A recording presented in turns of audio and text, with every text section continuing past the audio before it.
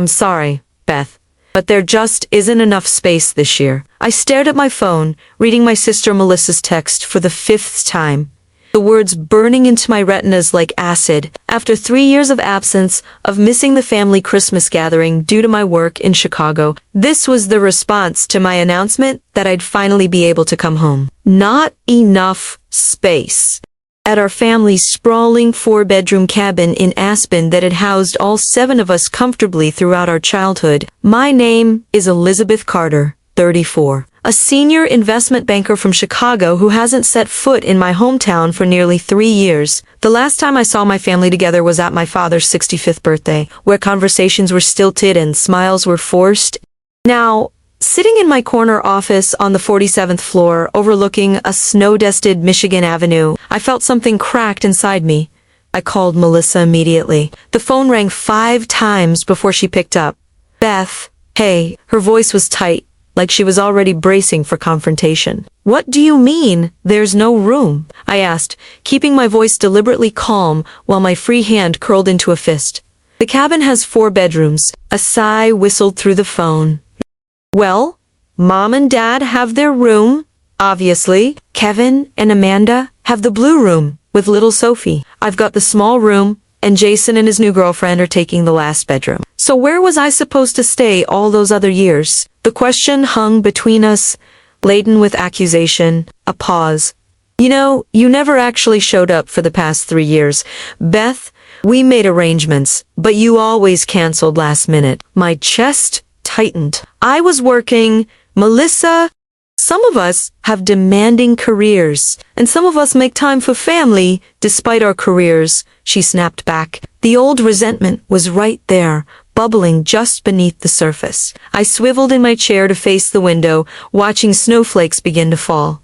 What about the pull-out couch in the den? Or the loft space? Sophie uses the den as her playroom now, and Mom's filled the loft with her Christmas decorations. Look, Beth, it's not personal. It's just logistics. Not personal. The words felt like a slap. 3 years of absence, and they'd simply filled in the spaces where I used to be, like water flowing around a stone until the stone itself becomes irrelevant. I see, I said, my voice hollow. Maybe next year you could let us know earlier. We could work something out. The implication was clear. My presence was an inconvenience to be worked around, not a daughter or sister returning home, but a logistical problem. Sure. Next year. I ended the call before my voice could betray the hurt building in my throat. I sat motionless, staring at the Chicago skyline as darkness fell and the city lights began to twinkle like bitter stars. The annual Christmas gathering at the Aspen cabin had been a tradition since my grandparents built it in the 1970s. It was where we learned to ski, where we opened presents by the massive stone fireplace, where we drank hot chocolate on the deck overlooking the mountains. And now, there was no room for me. My assistant knocked and entered with a stack of reports. Ms. Carter, the Westridge merger documents need your signature, and Mr. Peterson wants to know if you'll be attending the company retreat in January. I nodded absently, my mind still in Aspen. Sarah, when's the last time you took a vacation? She blinked, surprised by the personal question. I think it was last spring. My boyfriend and I went to Florida for a week, and your family was okay with you missing holidays. Sarah shifted uncomfortably. Well, they weren't thrilled, but they understood. It's the nature of this job. Was it, though? Or had I simply hidden behind my work, letting the distance grow until my own family no longer saw a place for me? I dismissed Sarah and opened my laptop. Almost without conscious thought, I found myself searching real estate listings in Aspen. And that's when I saw it, a luxury cabin for sale just half a mile from my parents' place. 6 bedrooms, panoramic mountain views, and a motivated seller willing to close quickly. My finger hovered over the contact agent button. This was madness, impulsive, childish, even. Yet the words echoed in my head. There just isn't enough space this year. I clicked the button. 3 days later, I was the owner of a 4,200 square foot mountain retreat. The real estate agent was astonished at the speed of the transaction. But that's what an all-cash offer and expedited closing can accomplish. I didn't tell my family, not yet. Instead, I arranged for the property to be fully furnished and decorated for Christmas, a massive blue spruce in the great room. Garlands on the banisters, lights along the eaves. I hired a local service to stock the pantry and refrigerator. I even arranged for a personal chef for Christmas Eve and Christmas Day. Then, I sent a single text to our family group chat. Looking forward to seeing everyone in Aspen next week. I've made my own arrangements for accommodations. Can't wait to catch up. Love, Beth. The responses were immediate and confused. My mother called within minutes. Elizabeth, what do you mean you've made your own arrangements? I could hear the concern in her voice. Imagine her brow furrowed the way it always did when she was worried. Don't worry, Mom. I've got it covered. I'll be nearby. But we always stay together at Christmas, she protested. You could stay with us. We can make room. Now, they could make room? I swallowed hard against the bitterness rising in my throat. It's really okay. Mom, I've already finalized everything. I'll see you all on the 23rd. The hurt in her voice was evident, but I ended the call promising to explain everything when I arrived. On December 22nd, I landed in Aspen, my heart pounding with a mixture of anxiety and anticipation. The mountain air was sharp and clean in my lungs after the stale, recycled atmosphere of Chicago's winter. As the taxi wound up the road toward my new property, snow began to fall fat, lazy flakes that melted on the windshield and clung to the pine branches. First time in Aspen? The driver asked, glancing at me in the rearview mirror. No, I replied, watching the familiar landscape pass by. I grew up coming here, but it's been a while. He nodded sagely. Homecomings can be tricky. If only Guy knew. The taxi turned onto a private drive, and there it was, my impulsive purchase. A sprawling timber and stone structure with large windows reflecting the twilight and snow. Christmas lights outlined to the roof and wrapped around the tall pines in the front yard. Smoke curled from the chimney. Wow! The driver whistled. That's some holiday rental. I managed a small smile. It's not a rental. His eyebrows shot up, but he said nothing more as he helped me with my luggage to the front door. Inside, the cabin was warm and smelled of pine and cinnamon. The caretaker had lit a fire in the great room, and soft music played from hidden speakers. It was beautiful, perfect and completely empty. No siblings arguing over board games. No niece running around with jingle bells. No father mixing his famous eggnog. I tipped the driver generously and closed the door, listening to the silence, broken only by the crackling of the fire. 6 bedrooms, all for one person. What was I trying to prove? I unpacked slowly, placing my clothes in the master bedroom dresser, arranging my toiletries in the enormous ensuite bathroom. Then I wandered through the house, touching furniture that was now mine, looking out windows at views I now owned. In the kitchen, I found a bottle of champagne chilling in an ice bucket with a note from the real estate agent. Congratulations on your new home. May it bring you many happy memories. I popped the cork and poured a glass, then carried it to the great room where I sank into a plush sofa facing the fireplace. Outside, the snow was falling more heavily now, transforming the landscape into a perfect Christmas card scene. I raised my glass in a silent toast to the empty room. Merry Christmas to me, I whispered, as tears I hadn't realized I was holding back began to fall. The next morning, I awoke to brilliant sunshine streaming through windows I'd forgotten to close the blinds on. For a moment, I was disoriented, the room too large, the bed too soft, the silence too complete. Then I remembered, my house. My empty house. My phone buzzed on the nightstand. Mom. Morning, sweetheart. We're all meeting for breakfast at the mountain cafe before heading to the slopes. Will you join us? I hesitated. The original plan had been to arrive dramatically at their cabin to make them see what they had done. But in the light of day, that plan seemed petty and theatrical. I'd love to see you there at 9. I dressed carefully, casually, expensive jeans, a cream cashmere sweater, boots that had never seen snow.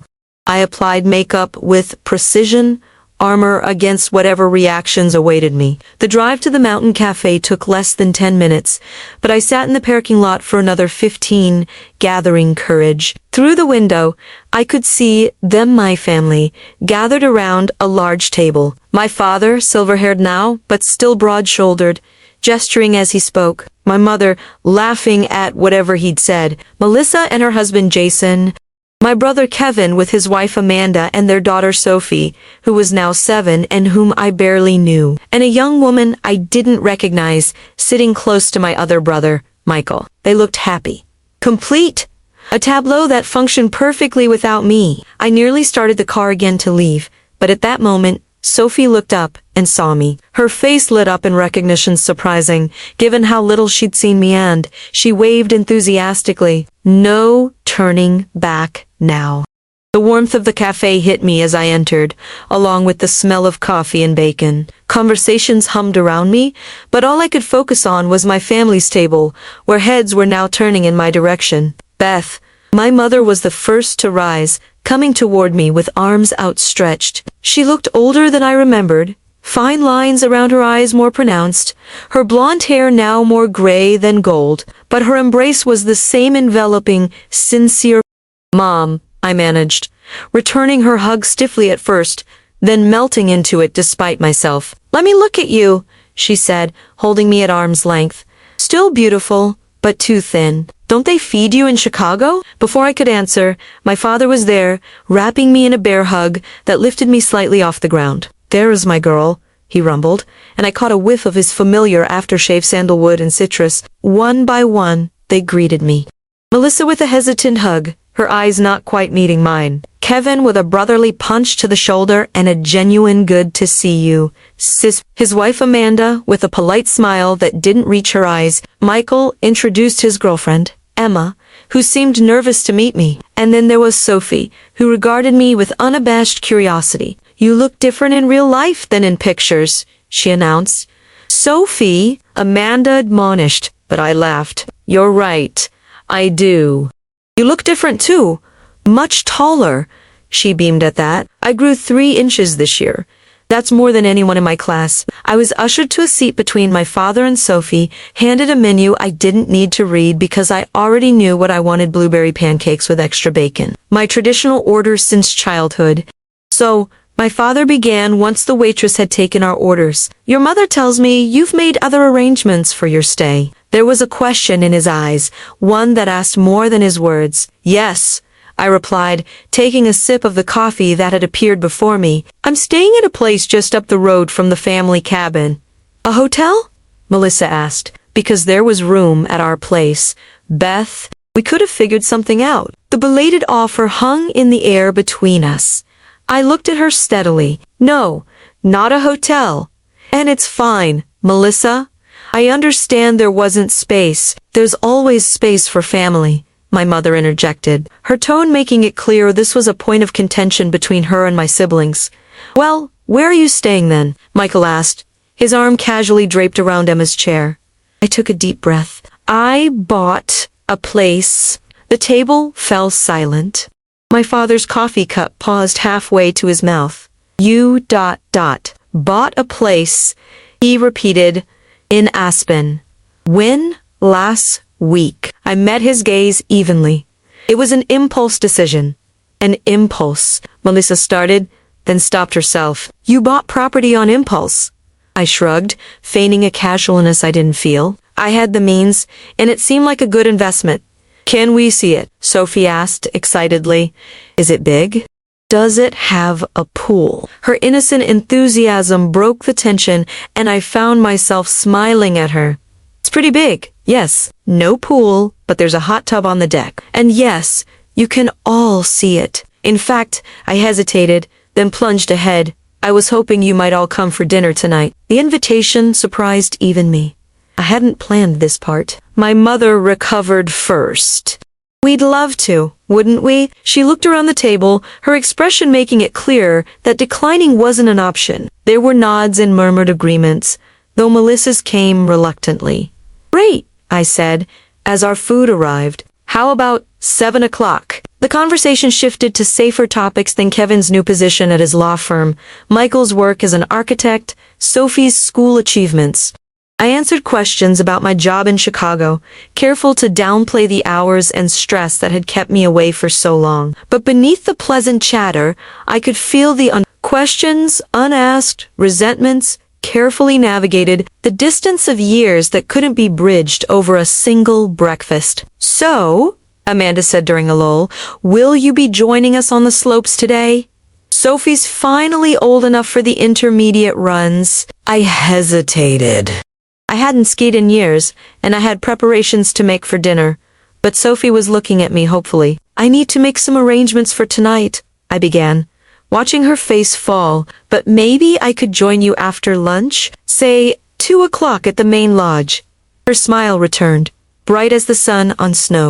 "I can show you how good I am." "I'd like that," I said, and was surprised to realize I meant it. After breakfast, we parted ways in the parking lot, with promises to meet later.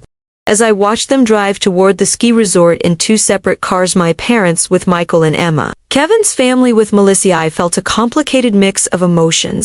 Relief at having survived the first encounter, anxiety about the dinner ahead, and something else I couldn't quite name, a hollow ache that the property deed in my name had done nothing to fill. Back at my new house, I called the catering company I'd hired and increased the order for dinner.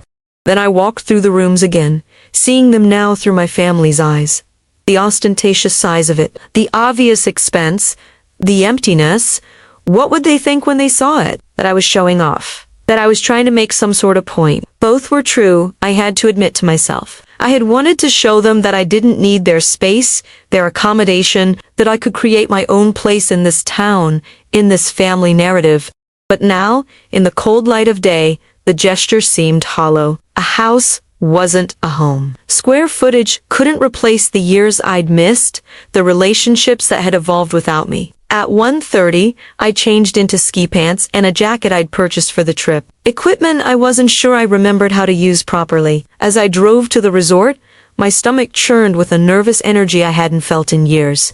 Not fear of the slopes, fear of the afternoon ahead, of trying to find my place in my niece's life, in my siblings' world. Sophie spotted me immediately when I arrived at the main lodge, waving frantically from where she stood with Kevin, Aunt Beth. "Over here." Kevin helped me rent equipment, his manner more relaxed away from the others. As we waited for my boots to be fitted, he nudged my shoulder. "So, property owner? Huh? That's a big step." I couldn't read his tone. Was he impressed? Judgmental? "It happened fast," I admitted. "Things with you usually do," he replied, but there was no edge to his words, just observation. Sophie proved to be a fearless skier, zooming down the intermediate runs with a confidency I remembered from my own childhood. I was rustier than I'd anticipated, my muscles protesting movements they hadn't performed in years. "You used to be better than Dad," Sophie informed me after my third fall on a particularly icy section. "He said you were the best skier in the family." I looked at Kevin in surprise as I brushed snow from my pants. "You said that?" He shrugged, a half smile playing at his lips. "Just telling the truth. You were always fearless on the slopes, Beth. Sometimes too fearless." There was a story there, a memory shared between siblings that Sophie couldn't know. The time I'd broken my arm trying to jump that was beyond my skills, determined to keep up with my older brothers. Kevin had carried me down the mountain on his back, a 14-year-old boy bearing his stubborn 11-year-old sister to safety. "I'm out of practice," I said, and there was more truth in those words than just my skiing ability. By 4 o'clock, darkness was falling and Sophie was finally willing to admit fatigue. We returned our rental equipment and met the others at the lodge for hot chocolate. "You survived?" Melissa remarked as I sank into a chair beside her, my legs aching pleasantly. "Barely," I admitted. "Your niece is a demon on skis. Takes after her aunt," my father said, joining us with a tray of steaming mugs. "Though I recall you being a bit more graceful." "Beth, that was a long time ago, Dad." His eyes crinkled as he smiled. "Not so long, but it was 3 years since I'd been here. 7 since I'd really participated in a family Christmas rather than making a brief appearance before rushing back to work. A lifetime of choices that had brought me to this moment, sitting with my family yet feeling like a visitor in their world. As we sipped our hot chocolate, I found myself studying them really, looking at the people they'd become in my absence.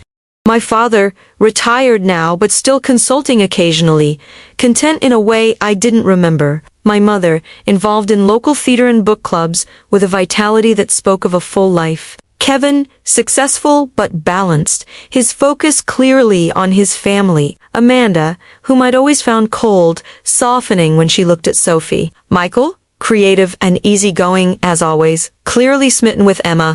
And Melissa, the sister closest to me in age but perhaps furthest in temperament, watching me with guarded eyes. "So, Beth," Michael broke into my thoughts, "what's the address of this new place of yours for tonight?" I gave them directions, aware of the curiosity in everyone's expressions. "It's the old Montgomery property," I added, looking at my father. "You used to point it out on our drives, remember?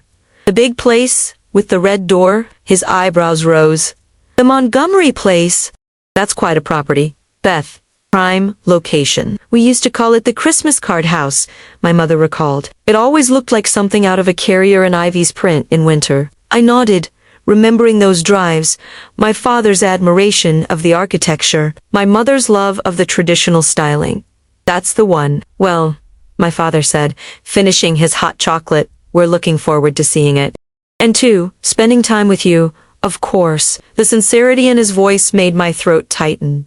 "Me too, Dad." As we parted ways in the parking lot, I felt a subtle shift in the family dynamic. The morning's awkwardness had eased somewhat, replaced by a cautious curiosity. They wanted to understand why I'd bought a house, why I'd stayed away so long, perhaps even who I'd become in the years of absence. Tonight, I would have to begin answering those questions for them and for myself. By 6:30, everything was ready. The catering staff had outdone themselves, preparing a feast that filled the kitchen with mouth-watering aromas. The dining table, large enough for 12, was set with fine china and crystallite had shipped overnight from Chicago. Fires burned in both the great room and dining room fireplaces. The Christmas tree lights twinkled, reflecting in the wall of windows that looked out onto the snow-covered mountains.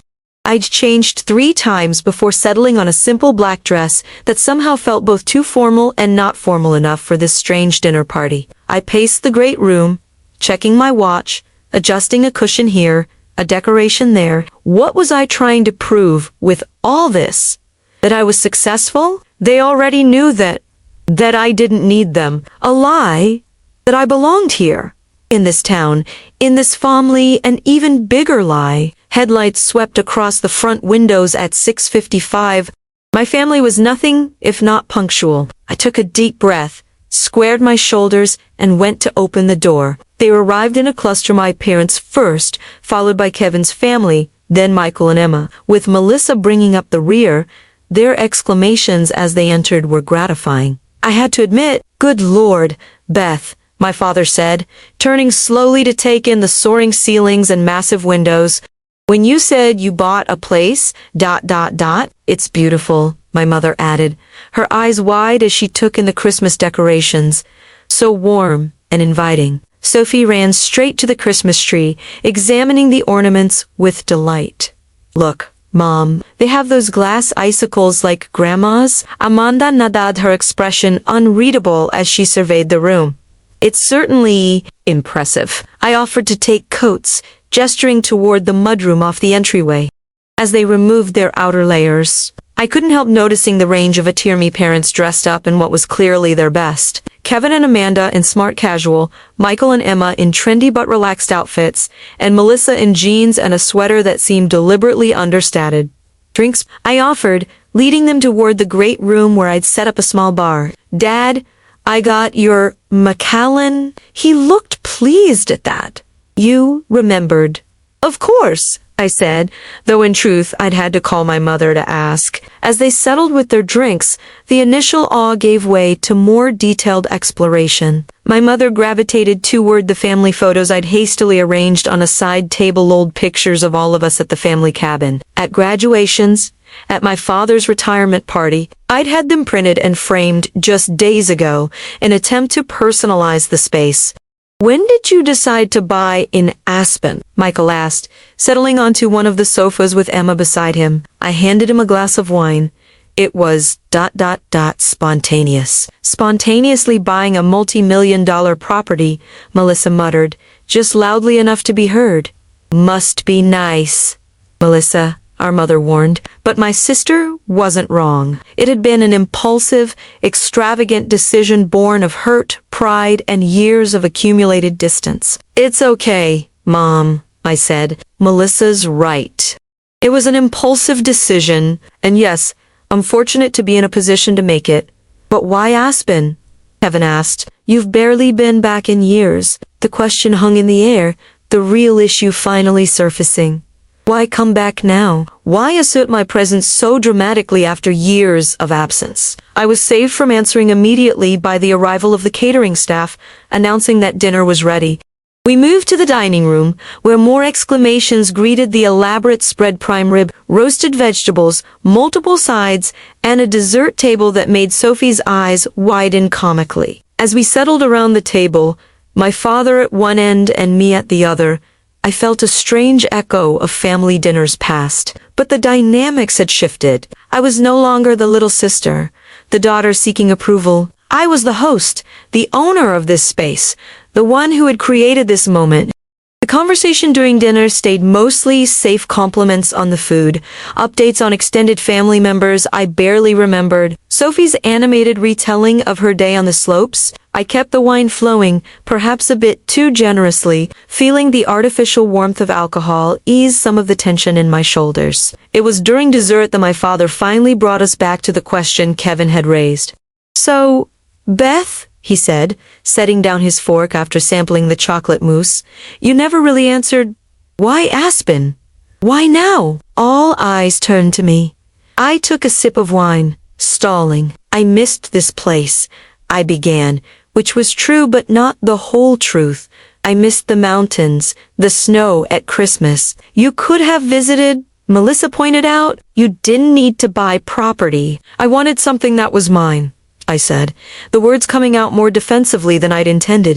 "Something permanent. The family cabin is yours too," my mother said gently. "It always has been." I met her gaze, seeing the hurt I'd been too self-absorbed to acknowledge. "Is it, though?" There wasn't room for me this year. A heavy silence fell over the table. Sophie looked between the adults, sensing the tension but not understanding its source. "That was a misunderstanding," my father said firmly. "Of course, there's room for you, Beth. There's always room." Melissa flushed. "I told you we could work something out." After initially saying there wasn't space, I reminded her, "Because you've canceled the last 3 years, she shot you back. You always have some work emergency, some deal that can't wait. We stopped expecting you to actually show up." There it was, the resentment, finally in the open. "I have responsibilities," I said stiffly. "My career." "We all have careers," Kevin interrupted. "We all have responsibilities. But we make time for family. It's easier for some than others," I argued. "Investment banking isn't a 9-to-5 job. And you think my law practice is?" Kevin countered. "You think Michael's deadlines disappear at Christmas? You think raising a child isn't a full-time job for Amanda?" "That's different," I insisted, though I knew it wasn't. Not really. "How?" Melissa demanded. "How is it different, Beth? Because you make more money? Because your time is more valuable?" "No, that's not." "Then what? What makes your absence excusable when the rest of us managed to be here?" I had no good answer. The truth was, uncomfortably had prioritized work, advancement, financial success over family connection. Year after year, I've told myself it was necessary, unavoidable. But was it? "I thought I was doing what I was supposed to do," I said finally, my voice smaller than I intended. Succeed. Make something of myself. And we're proud of you for that," my father said. "Your success isn't the issue, Beth. It's that you seem to think it was enough." I looked at him, confused. "Enough. Enough to replace this." He gestured around the table. "Family, connection, belonging." The words hit like a physical blow. Is that what I'd been doing? Substituting achievement for attachment, accolades for acceptance. I began, then stopped, unsure how to continue. "You bought this house because Melissa said there wasn't room at the cabin," my mother said quietly. "That wasn't about needing a place to stay. It was about feeling excluded." Her insight was too accurate to deny. I nodded slowly. "But don't you see?" she continued. You excluded yourself long before that, year after year, choosing to stay away. It wasn't a choice, I protested weakly. It was circumstances, work demands. It's always a choice, Beth, Kevin said. Always? We choose our priorities every day. I looked around the table at my family, really looked at them. My father, his face lined with years I hadn't witnessed. My mother, her hands more gnarled with arthritis than I remembered. Kevin and Amanda, partners in a life I knew little about. Sophie, growing up without really knowing her aunt. Michael and Emma, their relationship still a mystery to me. And Melissa, whose text had triggered my impulsive purchase, but whose resentment had roots much deeper than a single exchange. I thought, I swallowed hard. I thought you didn't notice my absence. That it didn't matter. Of course it mattered, my mother said, reaching across the table to take my hand. Every year, we set a place for you. Every year, we hope, and every year, you cancel. Melissa finished until we stopped believing you'd come. The truth of it sat heavy in my chest. I had become the absent daughter, the missing sister, the empty chair at the table, and in response to feeling excluded, I had bought this enormous house, a desperate gesture from someone who had forgotten how to simply ask for inclusion. I'm sorry, I said, the words inadequate but necessary. I didn't realize, No, you didn't, Melissa agreed, but some of the anger had drained from her voice. You were too busy being important in Chicago to see what was happening here. That's enough, Melissa, my father intervened. We all make mistakes, some more expensive than others, Michael quipped, trying to lighten the mood. Though I have to say, sis, if you're going to have a crisis of belonging, you certainly did it in style. A reluctant laugh escaped me. Go big or go home, right? Or in your case, go big and buy a home, Kevin added with a small smile. The tension eased slightly, though the revelations of the evening hung in the air between us, too significant to simply laugh away. So what now? Amanda asked pragmatically. You've bought this place. Are you planning to use it? Move here. I hadn't thought that far ahead. The purchase had been reactive, emotional, a child's tantrum, expressed through real estate. I don't know, I admitted. I hadn't planned beyond proving a point, I guess. Which was, my father prompted. I sighed that I didn't need your space because I could make my own, that I belonged here too, even if there wasn't room for me at the cabin. There's always room for you, my mother repeated, her eyes welling with tears. Always, Beth. We should have made that clearer, and I should have made being here a priority, I acknowledge. Not just at Christmas, but mighty often. Sophie, who had been quiet during this exchange, suddenly spoke up. Does this mean you're staying for Christmas? Like, really staying? I looked at my niece, seeing in her eyes the simple hope of a child who didn't understand the complexities of adult relationships, only that she wanted her aunt present. Yes, I said firmly. I'm really staying. She gid. Because I made you a present and Mom said I couldn't mail it because it might break. The simple statement broke through the last of my defenses. A present. My niece had made me a present, even though I'd been absent for years. Had they all done this, continued to include me in the rituals of family even when I excluded myself? I looked around at the faces of my family, seeing now what I'd been too blind to notice before. The hurt, yes, but also the enduring connection that had never quite been severed, despite my neglect. I think, I said slowly, that I owe you all an apology. And maybe a proposal. The morning of Christmas Eve dawned clear and cold, sunlight sparkling on fresh snow that had fallen overnight. I stood on the deck of my new house, my impulsive, expensive statement, house, and watched the mountains turn gold in the morning light. After the revelations of last night's dinner, my family had stayed later than planned, the conversation shifting from confrontation to cautious reconnection. Sophie had fallen asleep on one of the sofas, and Kevin had carried her to the car like she weighed nothing. Though she was growing so fast, one by one, they had left with tentative hugs and promises to talk more today. Only my father had lingered, accepting a final glass of scotch as the catering staff cleared the last of the dishes. "You know," he'd said, swirling the amber liquid in his glass, "I always understood why you stayed away." I looked at him in surprise. "You did?"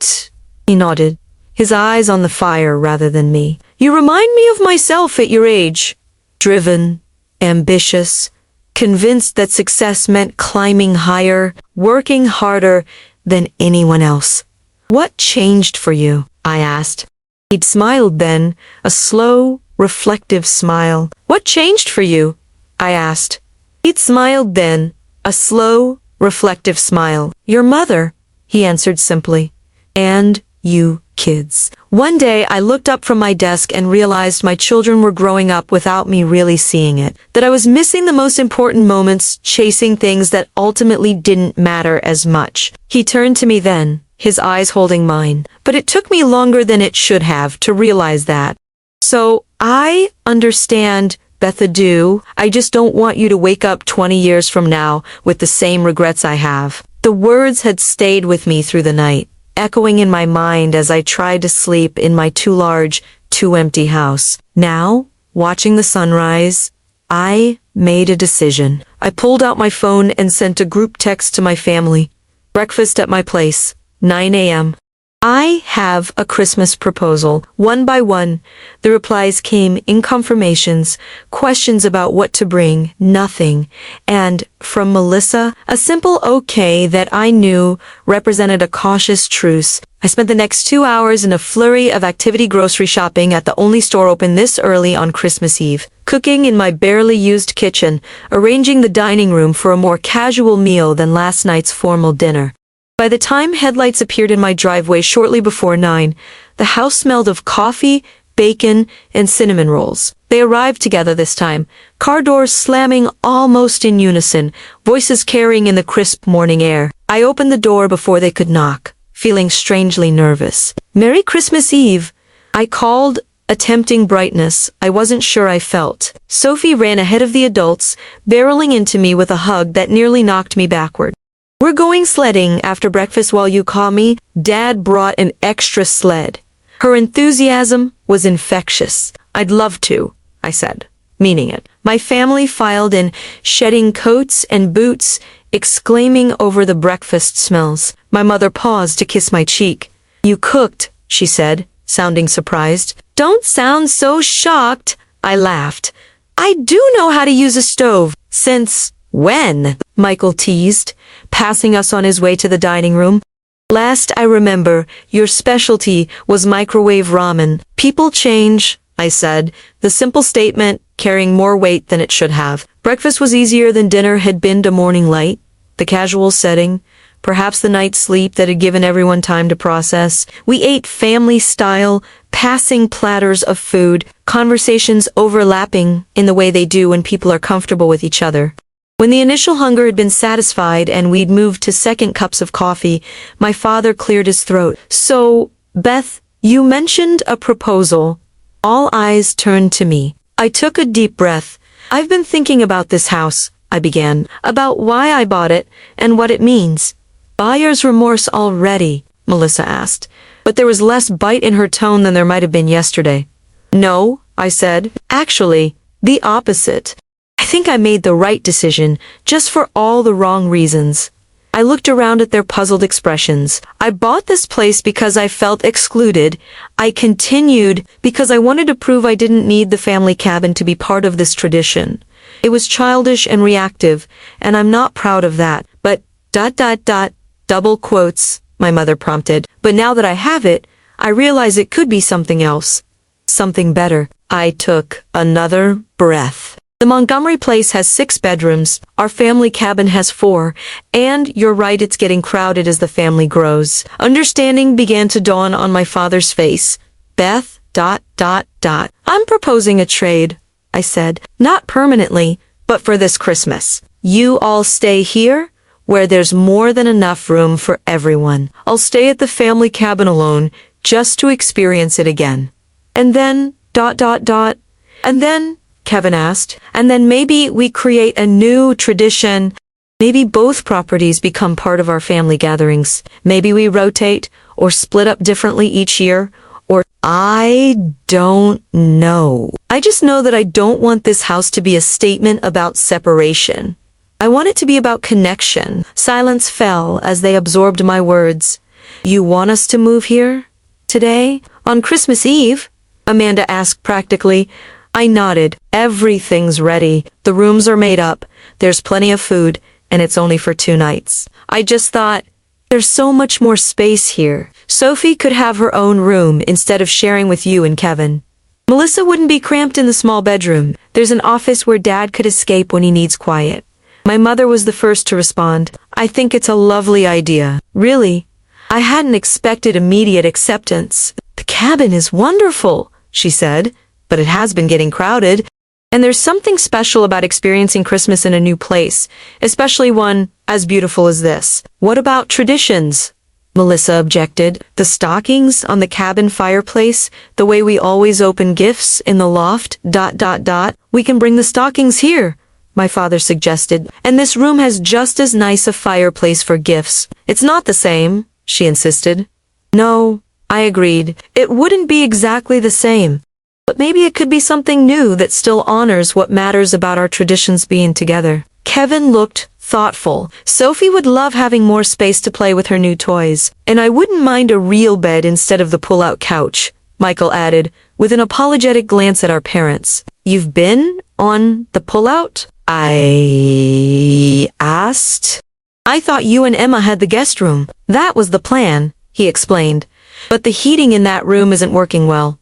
So we switched to the den. Another sign of the cabin showing its age, another accommodation I hadn't known about because I hadn't been present. See? I said. This could work, and I'd get to experience the cabin again. Reconnect with all those memories. Alone? My mother asked, concerned. On Christmas, just for the nights, I clarified. We'd still spend the days together, do all the usual activities. I'd just ... sleep there, have some quiet time to think. My father studied me, understanding in his eyes. You need to make peace with that place. I nodded, grateful for his perception. Yes, I think I do. Melissa still looked unconvinced. This feels like you trying to buy your way back into the family, Beth. Like you think this grand gesture makes up for years of absence? Her words stung, but they weren't entirely wrong. I know it doesn't, I said quietly. Nothing could, but it's a start, isn't it? A gesture of good faith, and maybe a way to create space, literal space, for me to be part of things again, without disrupting what works for all of you. Sophie, who had been listening with the intense concentration children sometimes bring to adult conversations, suddenly spoke up. I think we should do it, she announced. Aunt Beth's house has that cool loft with all the windows where we could watch for Santa. Out of the mouths of babes, my father chuckled. A slow consensus began to build. Yes, they would try it. Yes, they would move their things over after sledding this afternoon. Yes, this could be an interesting new chapter in our family traditions. Only Melissa remained hesitant, and I understood why. Of all my siblings, she had been the most hurt by my gradual withdrawal from family life. She was the one who had maintained the traditions, organized the gatherings, kept things going in the absence of her older sister. My sudden reappearancing now, this grand gesture threatened the role she had created for herself. As the others discussed logistics which rooms would go to whom, what to bring from the cabin, I moved to sit beside her. I know this doesn't fix everything, I said softly so only she could hear. She kept her eyes on her coffee cup. Nothing could, I know. But I'm trying, Mel. I want to be better at this at being family. She finally looked at me, her expression a complex mix of resentment and hope. Why now? What changed? It was the same question my father had asked me last night. Then, I hadn't had a clear answer. Now, looking around at my family animated, connected, together, despite the frictions I did, I said simply. Or maybe I'm changing. Starting to see what matters. She studied me for a long moment, then nodded once. Okay, I'll give this a try. But Beth ... She hesitated. Don't disappear again. Sophie asks about you, you know. Every time there's a family thing you miss. She doesn't understand why her Aunt Beth is never there. The revelation hit me hard. I had thought mainly of my siblings, my parents' adult relationships that could withstand absence. I hadn't considered my niece, growing up with an aunt who was little more than a name and an occasional gift sent from Chicago. I won't, I promised. I'm going to be better present, even when it's hard. She didn't quite smile, but some of the tension left her shoulders. We'll see. The sledding expedition took up most of the day hours on a perfect hill not far from town, where Sophie's shrieks of delight echoed across the snow. I hadn't been sledding since childhood, and the pure, simple joy of it was a revelation. No emails, no calls, no deadlines, just the rush of cold air, the squeal of runners on snow, and my family's laughter surrounding me. By late afternoon, we were all exhausted, cold, and happy. We split up then, my parents, Michael, and Emma returning to the family cabin to pack what they would need for 2 nights at my house, while Kevin, Amanda, and Sophie took me to see the cabin again. It was smaller than I remembered, yet exactly the same. The blue front door with the wreath my mother had been hanging for 20 years. The worn welcome mat, the faint smell of pine and wood smoke that greeted us as we entered. I moved through the room slowly, touching familiar objects to knitted throw on the sofa, the collection of mugs in the kitchen, the framed family photos on the wall by the stairs. In those photos, I watched myself grow from a gangly child to a teenager to a young woman, and then I was gone. The most recent photos showed gatherings I hadn't attended, moments I had missed. This is where we hang our stockings, Sophie explained earnestly, pointing to the fireplace. Grandma says yours is the red one with the silver snowflakes. I looked where she pointed, and, sure enough, there was a stocking with my name embroidered on the cuff. Not a new one. The same one I'd had as a child, carefully preserved and hung each year despite my absence. It's always been there, Kevin confirmed, seeing my expression. Mom insisted. I swallowed against the tightness in my throat. I didn't know. There's a lot you don't know, he said, but gently. But that can change, right? I nodded, not trusting myself to speak. They showed me around the rest of the cabin, the changes made over the years, the repairs needed, the adaptations for a growing family. The small bedroom that had been mine as a child was now Melissa's. Its walls painted a soft green instead of the purple I had chosen at 13. The loft space where we had played board games was now crowded with plastic tubs of Christmas decorations. The back deck had been expanded, a hot tub added in the corner. It was the same place, yet different, evolved in my absence, just as my family had evolved.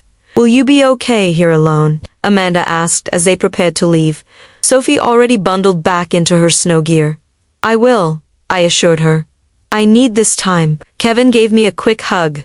We'll see you tomorrow morning. Christmas tradition pancakes at 8, then gifts. I remember, I said, and was surprised to realize I did. Some things remained constant, anchors in the changing current of family life. After they left, I stood in the silent cabin, letting memories wash over me. Christmas mornings, summer vacations, weekend ski trips, the arguments and laughter and quiet moments that made up a family's history. I unpacked the small bag I'd brought, hanging my clothes in the closet of the room that had once been mine. On the top shelf, pushed to the back, I found a shoebox and recognized it immediately. My memory box where I'd stored ticket stubs, notes passed in class, small mementos of adolescence. I sat on the bed and opened it, smiling at the contents. So many things that had seemed desperately important at 15, 16, 17. At the very bottom was a photograph I'd forgotten, the 5 of O's. My siblings and I, arms around each other on the front steps of this cabin. I was perhaps 12, which would make Kevin 16, Michael 14, Melissa 10. We were laughing at something, our faces alight with shared amusement. I couldn't remember what had been so funny, but I remembered the feeling of belonging, of being part of something larger than myself. Somewhere along the way, I had lost that feeling, or traded it for something that had seemed more important at the time. I placed the photos on the nightstand and went downstairs to make a cup of tea. As the kettle heated, I wandered through the main floor again, noticing details I had missed earlier. A drawing by Sophie, framed and hung in a place of honor. A collection of seashells from a family trip to Florida that I had been too busy to join. A quilt my mother had made during her retirement, each square representing a family memory. I traced the patterns with my fingers, recognizing some events unfamiliar with others. So much life had happened here while I built my career in Chicago. So many moments I could never reclaim. The kettle whistled, pulling me from my thoughts. I made my tea and took it to the front window, watching as darkness fell and the first stars appeared above the mountains. My phone buzzed with a text from my mother. All settled in at your beautiful house. Sophie claims she can see the North Pole from her bedroom window. Are you sure you're okay there alone? I smiled and replied, I'm good. The cabin feels like it was waiting for me, and it did. Strangely enough, as if this place had been patient, knowing I would eventually find my way back. I slept in my childhood room that night, surrounded by memories, and for the first time in years, I didn't check my work email before going to bed. Christmas morning dawned bright and clear.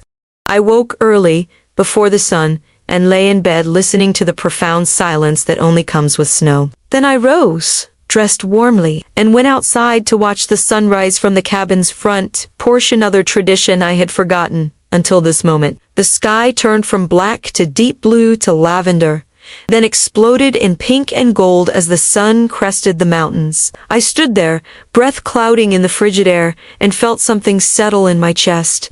A certainty, a rightness that had been missing for too long. At 7:30, I drove to my house. No, not just my house anymore. I realized, our house now, in some way, I couldn't quite articulate. A family asset, like the cabin. A place of gathering, not isolation. They were waiting for me still in pajamas, sleep-tousled but smiling. Sophie ran to the door when I knocked, her excitement barely contained. Santa came, she announced. And there are presents for you too. My mother hugged me, whispering, Merry Christmas, sweetheart. Welcome home. We gathered in the great room where my father was already making his famous Christmas pancakes in the open kitchen. The enormous tree I had ordered was now surrounded by gifts I had placed there. Others brought from the cabin, and more that had appeared overnight, labeled with my name. You didn't have to, I began, but Kevin cut me off. Of course we did.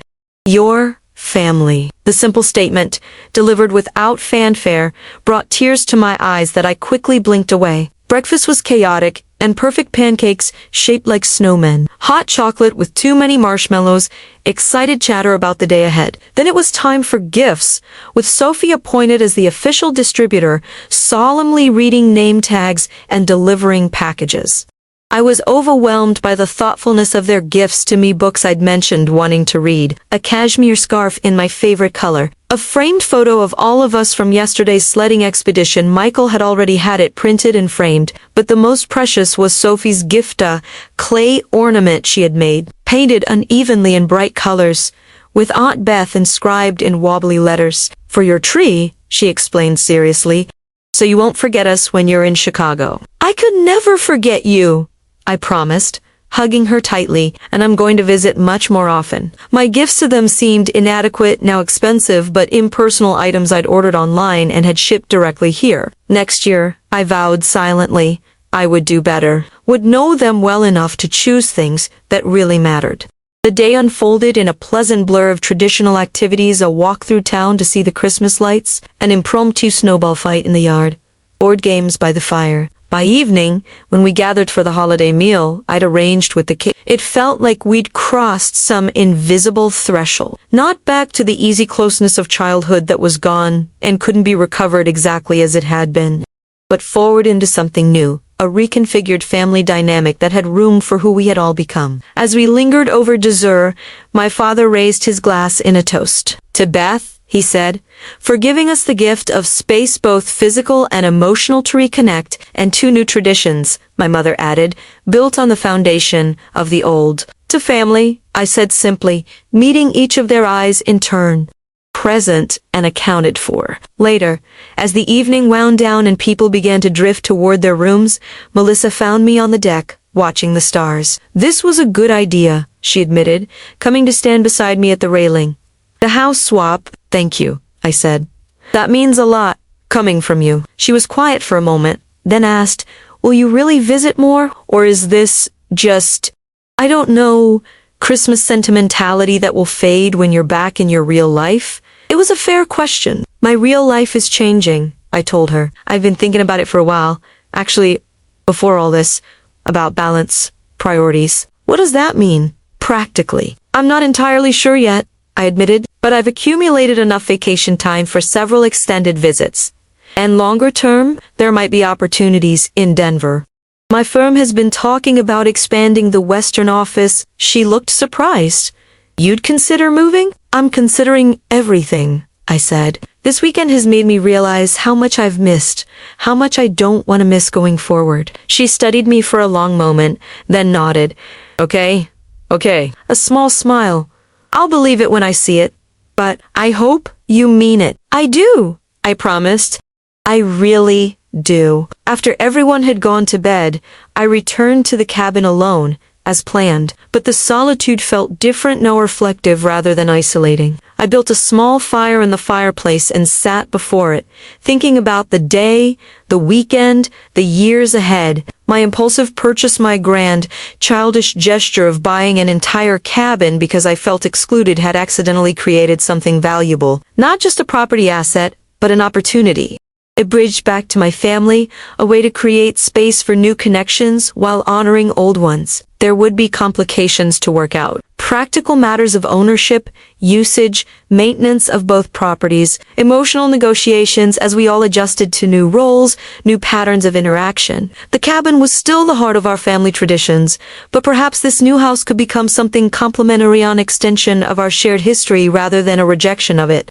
I thought of Sophie, who would grow up knowing both places as part of her heritage, of future nieces and nephews who might join the family, of my siblings and I growing older together, our relationships deepening rather than diminishing with time. On Christmas morning, sitting in my new house, surrounded by my family, I had opened a small package from my father. Inside was a key, old, brass, clearly the original key to the cabin, he'd explained.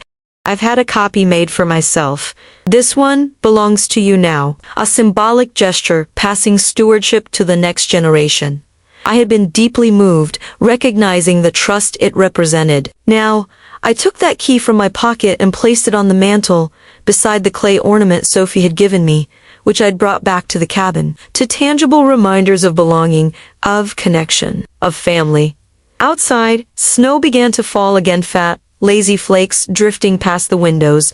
Inside, the fire crackled, warming the small room that had witnessed so many Christmases before this one. I had left, had stayed away too long, had nearly lost to my place, but families, I was learning, could be more resilient than I'd given them credit for. More forgiving, more expansive in their capacity to make room, even when space seemed limited. They had said there was no room for me at Christmas, so I bought the entire cabin. An act of hurt, of defiance, but what I had really bought was something far more valuable, a second chance to be present, to belong, to find my way home. And this Chimie, I wouldn't waste it.